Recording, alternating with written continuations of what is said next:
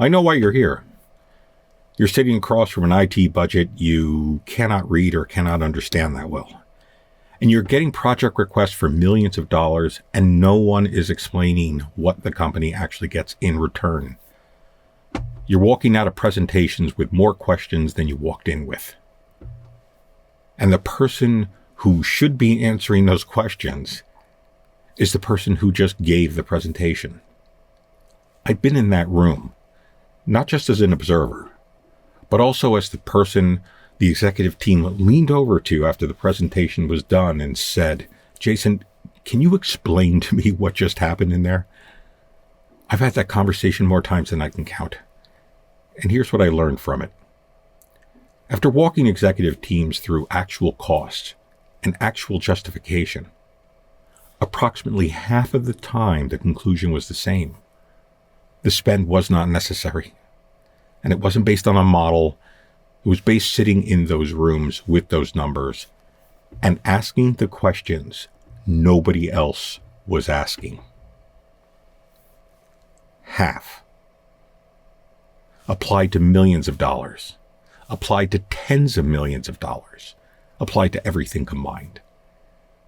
Across a company's IT spend over time, half of what gets approved at that scale was not even necessary. And that's not an IT problem. That's a capital problem. And it starts with the fact that no one in the room could answer the question clearly enough to make the right call. Now, I have talked with a lot of CFOs over the course of my career. And I started hearing a word that's not a financial term, and it wasn't a technical term. It was a word that kept coming up when CFOs tried to describe what it feels like to look at an IT budget. Squishy. The first time I heard it, I understood immediately what they meant. The second time I started paying attention, and by the time I had heard it from multiple CFOs independently, I realized it really wasn't a coincidence, that it was a condition. You look at the IT budget, you can't make any sense of it. You ask a question, you get an operational answer, with what you really need is an economic answer. You approve the spend because you trust it is necessary. But you cannot explain why it's necessary in terms that would survive a board question. That feeling is not a knowledge gap. It's a translation gap. And the reason it keeps happening is structural, not personal. Now, many companies have not been sitting still with this problem.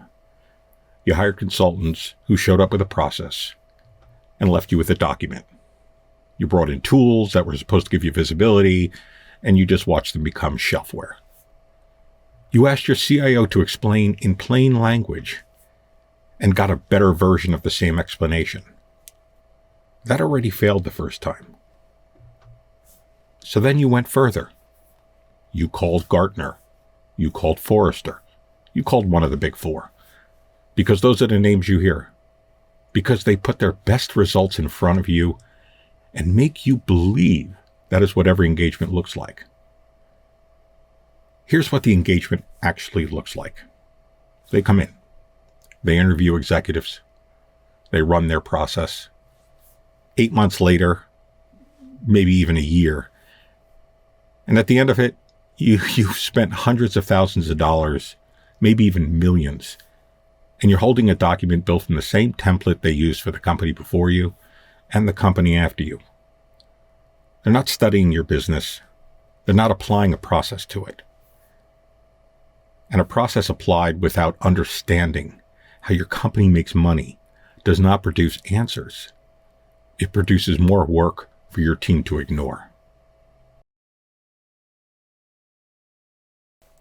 Now, I haven't just watched this happen at other companies. I've lived it from the inside.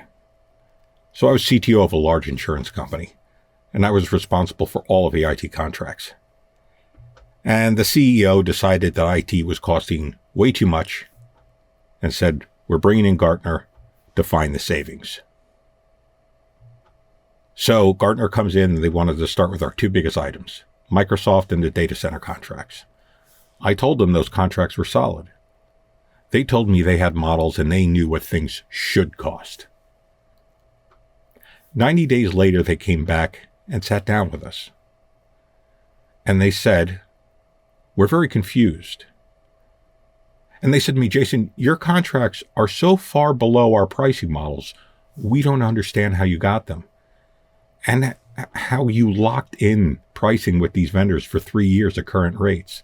We don't understand how you got them to agree to that." So I told them, relationships, experience, knowing what things actually cost, and knowing how to be in the right position when it matters. Now, the CEO at that point stopped the meeting, and he said to the people at Gartner, "You just told us that the two biggest items that you were looking at, Jayson already had better deals than Gartner could have gotten us?" And they confirmed it. Well, at that moment, the CEO stood up and walked out of the meeting. It was done. We spent $750,000 to have Gartner confirm that experience beats a template. Every time.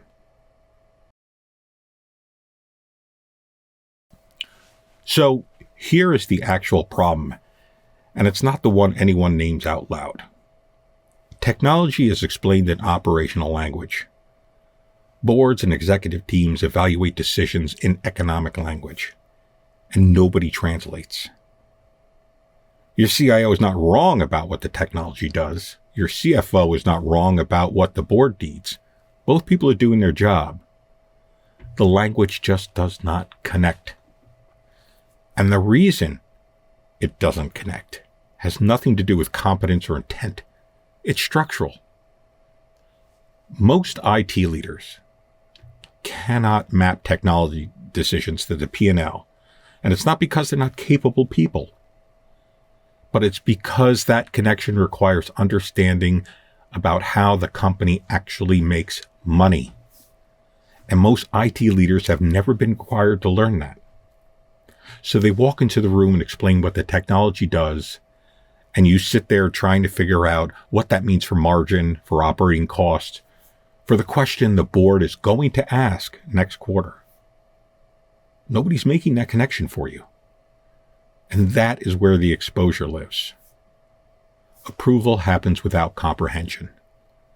The spend gets approved because no one in the room has the language to challenge it correctly. And as I said in the beginning, half the time that spend wasn't even necessary. And right now, the AI spend that is happening is not a separate problem.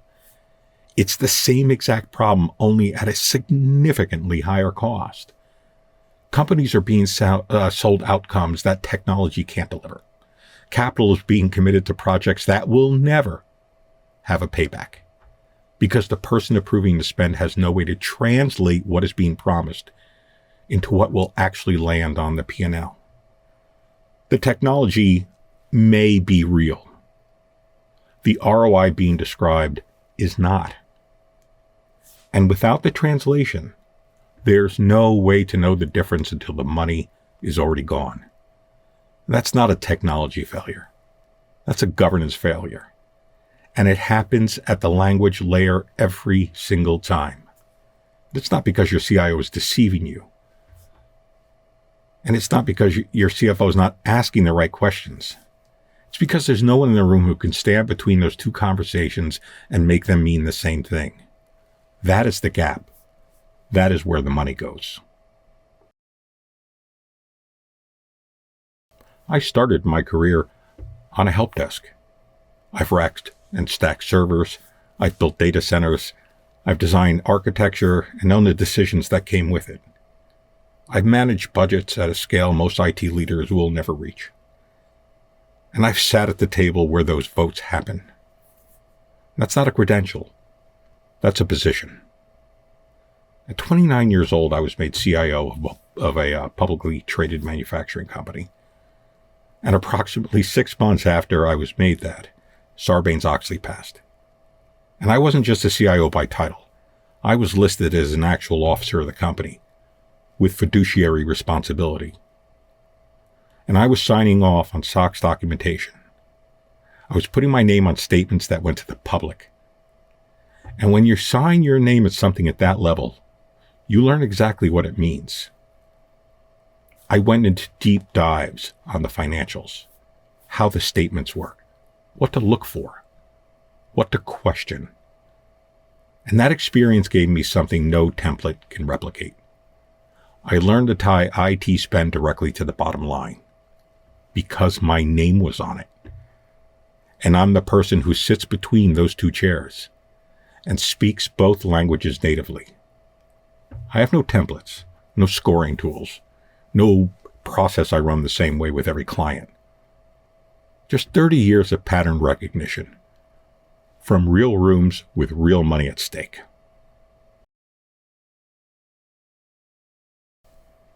After one conversation with me, you'll be able to answer a question that you could not answer before. And it's not because I gave you a script. It's because I gave you the translation. And once you have that translation, you keep using it. The board questions stop escalating. You stop being the weak link in the room. You go from sitting in the presentation thinking, I approve this and I cannot defend it, to walking in knowing exactly why you are funding this and why. That is the only outcome that matters.